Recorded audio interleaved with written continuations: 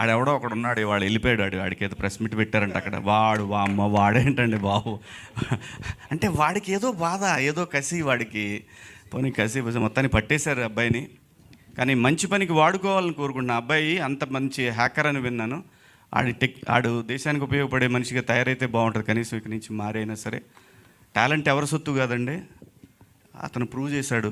చేసింది చాలా దుర్మార్గమైన పని అయినా సరే అతని టాలెంట్ గురించి వింటుంటే వాడు నిజంగా ఒక దేశానికి పనికొస్తాడు కదా ఈ మనిషి, ఎక్కడన్నా సెక్యూరిటీ సిస్టంలో వాడు యూజ్ చేసుకోవచ్చు కదా ఇతన్ని అని అనిపించింది నాకు.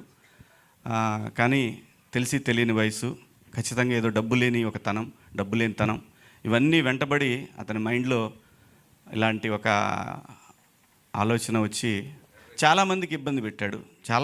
తనకు తెలియదు, చాలామందికి ఉపయోగపడుతున్నా అనుకున్నాడు. కానీ బట్ మనకంటూ ఒక రాజ్యాంగం, దానికి లోబడి అందరం బతకాలి కాబట్టి దాన్ని వదిలేశాడు.